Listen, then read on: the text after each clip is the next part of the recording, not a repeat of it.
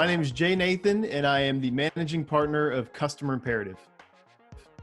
So really having an intent for every conversation that we engage in with our customers is really important. Number one, I would ask, why are we having a conversation with them? Are we trying to learn something? Are we trying to teach them something? If we are lacking information to bring to our customers, then let's use that as a discovery opportunity. What do we want to learn? And if you feel like the relationship is going downward, what can you do? Well, first you have to understand why, right? We have to understand why the relationship is going sideways. Is it because of something you have done or your company is not delivering on? Or is it because of some outside factor that you can't control? So I often talk about the sphere of influence and the sphere of control. And we want to really focus on things that we can control with our customers. First, we have to understand what's going on in their world, right? And really trying to understand, what's driving their behavior. But you have to do it in a very empathetic way. So there's two types of feedback that we get from our customers. There's relationship feedback, NPS, CES, confidence surveys. The other class of feedback is what we call transactional. And that's things like, how did the support interaction go? Did you get your question answered? Did you have a good experience with the person on the phone? How was your onboarding experience? How was the training experience? And it's measuring the effectiveness of a very specific interaction. So the frequency of a relationship survey is a couple of times a year.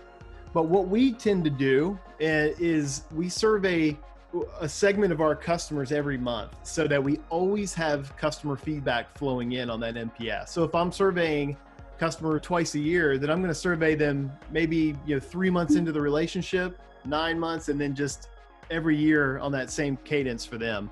And what we're also trying to do is maximize participation in that process, right? We're asking customers for their feedback. We're not surveying them per se. We really want them to feel engaged with what we're trying to learn. And so that means we have to run it like a campaign, right? Tell them we're going to ask before we ask. Tell them that their feedback is going to be very important to us before we ask.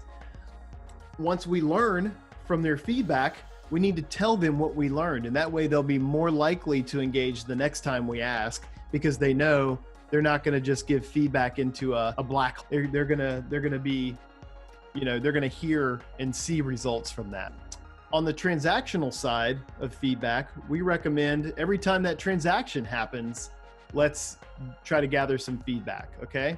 So every time there's a support ticket, every time there's a training conducted, every time there's a webinar, every time we survey them at the point where that transaction took place, so that we can get real-time feedback in how that went for them, and we can actually monitor that as part of our operational data. A lot of people have Salesforce and other CRM tools, maybe HubSpot, but they're not utilizing them to track the relationships that they have with their customers. You should know who those people are, how deep your relationship is with them, and how they can benefit from your company in the long run. Now we actually have to track that data in a system so that everybody has visibility to our customer relationships through a platform and not by word of mouth.